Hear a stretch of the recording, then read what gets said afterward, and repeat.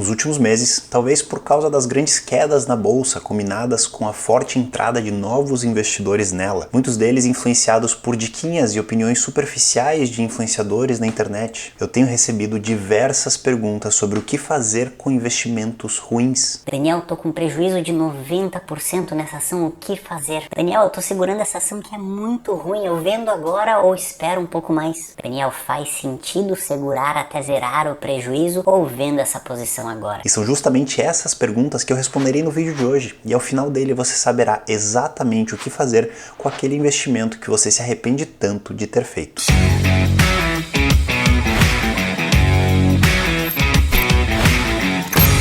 Se você chegou agora aqui no canal, muito prazer, meu nome é Daniel Staff, eu sou especialista em investimentos internacionais e finanças comportamentais, e a minha missão aqui é trazer conteúdo de qualidade para que você tenha autonomia com o seu dinheiro e os seus investimentos. E como eu disse na introdução do vídeo, tem muita gente nessa situação que acabou de começar a investir, que está cheio de investimentos ruins dentro da carteira. Só para vocês terem uma ideia, segundo o site da B3, a Bolsa Brasileira, apenas no primeiro trimestre de 2022 nós tivemos um crescimento de 44% dos investidores pessoa física em comparação com o ano anterior, e até março desse ano já são 4,3 milhões de CPFs de investidores pessoa física que têm o seu dinheiro na renda variável. E foi justamente nesse primeiro trimestre e no segundo trimestre também que nós vimos grandes quedas na bolsa brasileira e internacional, algumas ações caindo 70, 80, até 90% do valor atingido no final do ano passado. Então são novas pessoas começando a investir na bolsa e pegando grandes quedas sem estar preparado para essas quedas. E se você está assistindo esse vídeo, talvez você também esteja nessa situação. Talvez você também tenha uma posição indesejada na tua carteira e você está se perguntando o que eu devo fazer, comprar mais, vender, segurar a posição e não fazer nada. E eu vou te trazer durante esse vídeo alguns conceitos e ensinamentos que irão te trazer essa resposta. Mas como eu sou muito gente boa, eu já vou te adiantar ela. Muito provavelmente você terá que vender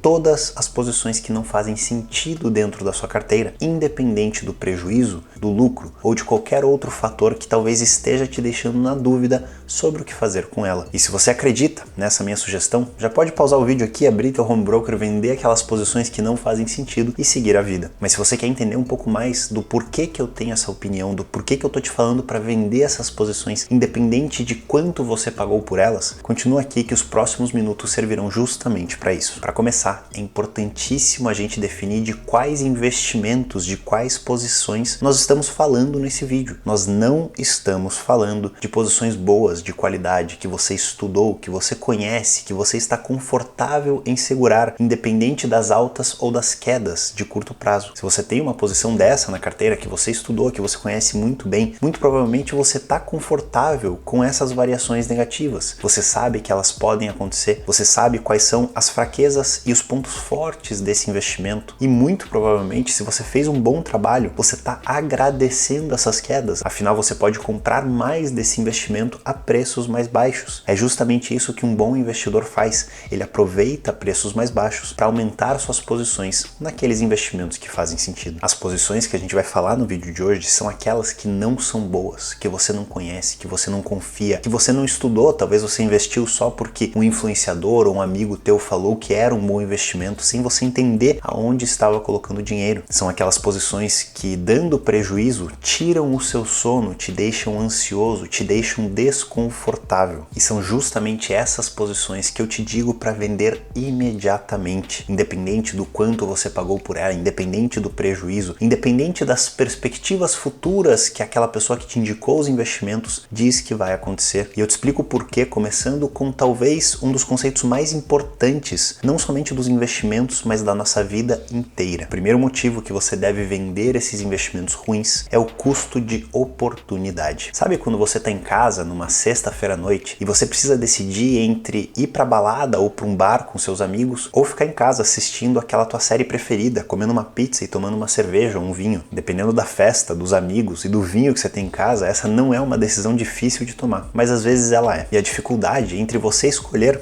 entre a festa e os amigos e ficar em casa é justamente o que a gente conhece como custo de oportunidade. Se você escolhe um, você perde a oportunidade de ter os pontos positivos da outra escolha. Se você decide ficar em casa, você perde a oportunidade de se divertir com seus amigos. Se você decide sair e aquela noite é muito ruim, você perde a oportunidade de ficar em casa, de assistir aquele novo episódio e se divertir na sua própria companhia. O mesmo vale para quando você vai para aquele restaurante que tem o seu prato favorito. Todas as vezes que você vai lá, você pede exatamente o mesmo prato. Você nem olha o cardápio, você já sabe o que quer comer. E isso, essa pedida no restaurante, é um exemplo perfeito do custo da oportunidade. Você tem medo, ou teu cérebro tem medo, talvez inconscientemente falando, de ir naquele restaurante, pedir outro prato, gastar dinheiro e não comer tão bem como aquele prato que você já conhece. Então o custo de oportunidade de você pedir outro prato seria gastar dinheiro, gastar o seu tempo e ainda não comer aquele prato que é o seu favorito. E veja que para todas as escolhas que a gente tem na vida, a gente abre mão de outras escolhas. Seja escolhendo o que fazer à noite, o que comer num restaurante, qual carreira seguir na sua vida, qual faculdade cursar, qual carro comprar, em qual cidade morar e até mesmo os investimentos que você irá fazer. Todas essas escolhas, sem exceção, terão o custo de oportunidade, que é você deixar de fazer uma opção e optar por outra, sabendo que você perderá tanto os pontos positivos quanto os pontos negativos daquela opção que você deixou de escolher. E sempre que você escolhe por segurar um investimento ruim na sua carteira, você está automaticamente deixando de investir aquele dinheiro em algo que faz muito mais sentido, em investimento com muito mais qualidade, que esteja muito mais alinhado com o seu perfil e os seus objetivos. Você está abrindo mão de uma estratégia que talvez te dê rentabilidades maiores, mas que com certeza está mais alinhada com aquilo que você precisa e na grande maioria das vezes estará correndo um risco muito menor, fazendo muito mais sentido o resultado final. E apenas com esse entendimento do custo da oportunidade, que a partir do momento que você fica com um investimento ruim na carteira, você está deixando de investir no investimento bom, já é suficiente para você decidir vender aquelas posições ruins, para você se desfazer delas e usar esse dinheiro, esse recurso escasso que você tem, para aplicar em algo que faça muito mais sentido na sua vida e no seu futuro. Mas caso você ainda precise de alguns motivos a mais para se convencer a vender essas posições ruins, vamos para o número 2, que é focar no que você pode controlar. O resultado da eleição desse ano no Brasil está totalmente fora do nosso controle. O que um CEO da empresa que você investe fala no Twitter está fora do nosso controle. O surgimento de uma pandemia que fecha o mundo inteiro está fora do nosso controle. Assim como o retorno passado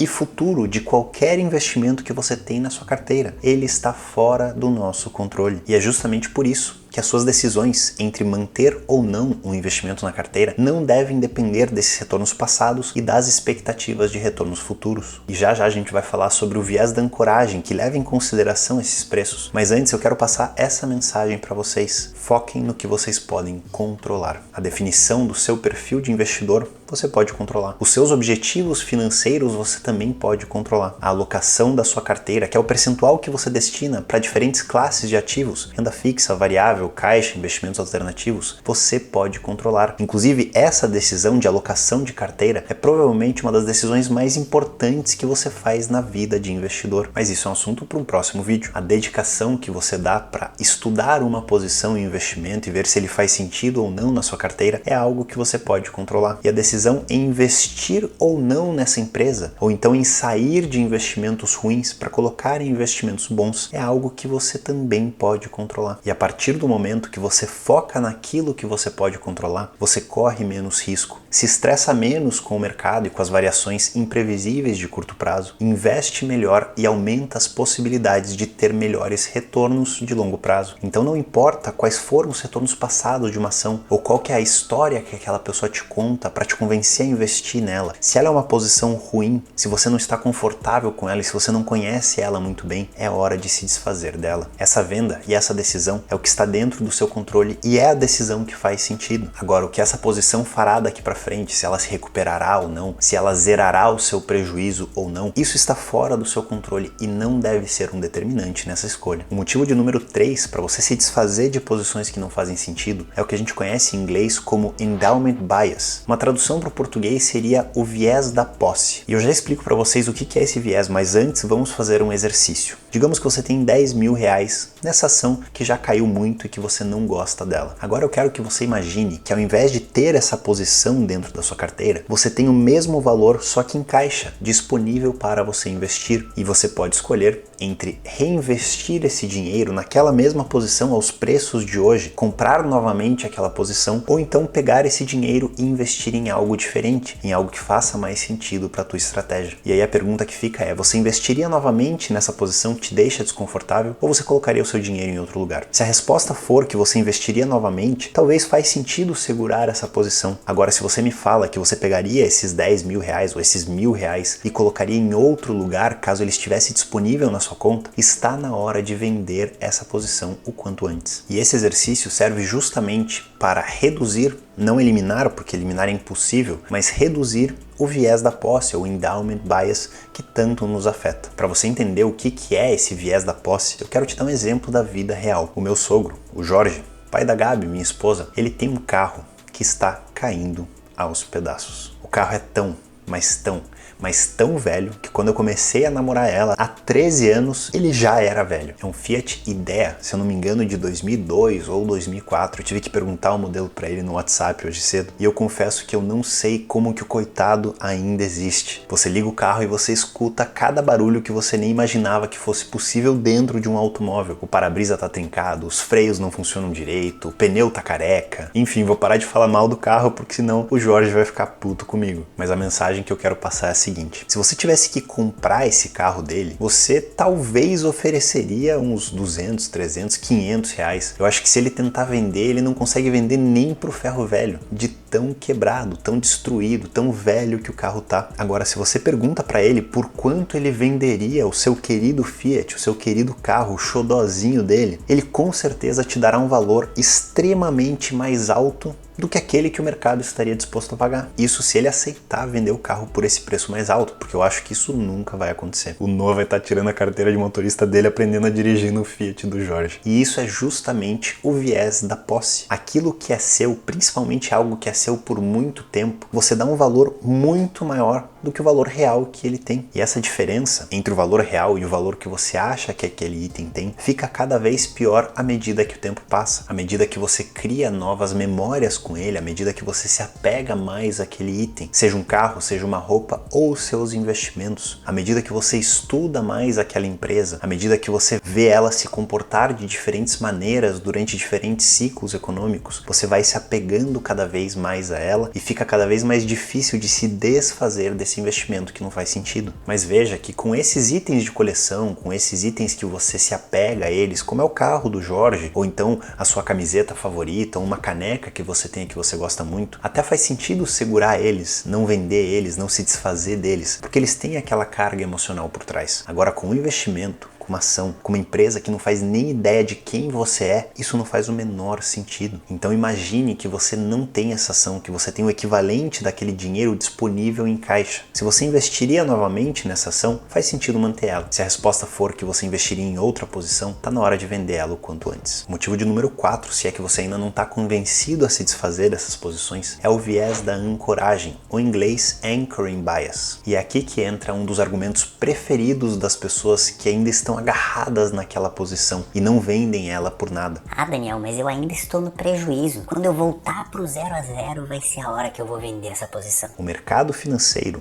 e a ação que você comprou e que está na sua carteira não estão nem aí para o seu prejuízo. O preço que você pagou por aquela posição não serve para absolutamente nada, a não ser para o governo que quer te cobrar imposto quando você tem lucro nas posições e vende elas no futuro. Mas para qualquer outra decisão dos seus investimentos, seja para comprar mais, para vender a posição, para diminuir o preço médio, esqueçam de preço médio, gente, isso não serve para nada. Isso só vai te afetar negativamente e fazer você tomar decisões piores com o seu dinheiro. O mercado não sabe quanto você pagou por aquela posição. Aquela posição não sabe quanto você pagou por ela. Então basear a sua decisão em estar no prejuízo ou estar no lucro não faz o menor sentido, não é uma decisão racional. E o Buda concorda mais uma vez. E o viés da ancoragem é o mesmo viés que afeta as pessoas que dizem que o dólar está caro. Está caro baseado no quê? no preço do ano passado, no preço de 2 anos atrás, no preço de 1990 e alguma coisa, quando o dólar era 1 para 1 com o real e o Jorge estava fazendo a revisão de 100 mil quilômetros do carro dele, o preço passado não importa. As condições de hoje são diferentes, os riscos de hoje são diferentes, as oportunidades, os competidores, a margem da empresa, tudo muda com o tempo. Então é irracional você comparar um preço passado com o preço de hoje e dessa comparação você julgar se vale a pena comprar, vender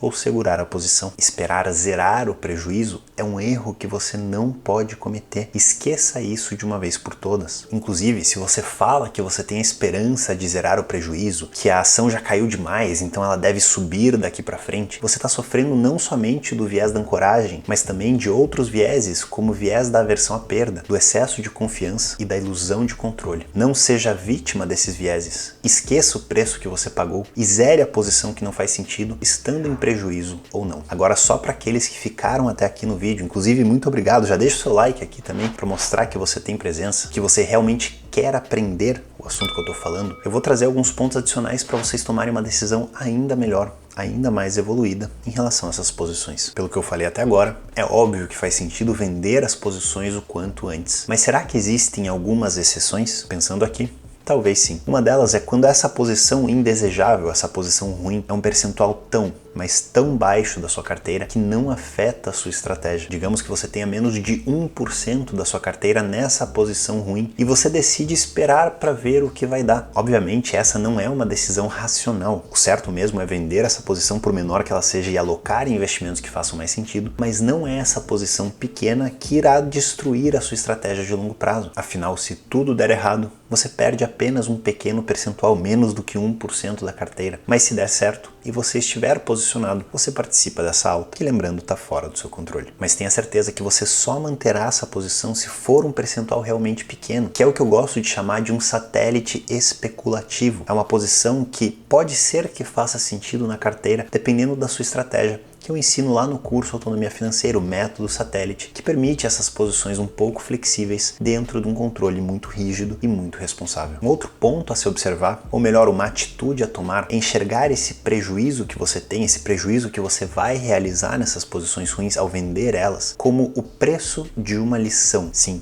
ter prejuízo é ruim. Óbvio, perder dinheiro é desagradável, mas você cometeu um erro e você está pagando por ele. E pode ser que essa lição que você está aprendendo agora te torne um investidor muito melhor no futuro. Então veja esses prejuízos, esse dinheiro perdido, como o custo de uma lição valiosíssima. Aprenda com ela e se torne um investidor cada vez melhor. Não investindo o seu precioso dinheiro através de diquinhas, de sugestões de influenciadores, de amigos na internet, mas sim com responsabilidade, com conhecimento, com tranquilidade e com segurança. E é justamente para te ensinar a investir assim que eu tô aqui fazendo esses vídeos e trazendo esse conteúdo para vocês. Então, se você ainda não é inscrito aqui no canal, considere se inscrever para você não perder os próximos vídeos e conte comigo nessa jornada. E se você ficou com qualquer dúvida ou tem qualquer observação sobre o vídeo de hoje, me comenta aqui embaixo. Inclusive as ações que você tem hoje, que você vai se desfazer nos próximos dias, que eu vou te responder, eu vou dar a minha opinião e a gente se vê no próximo vídeo.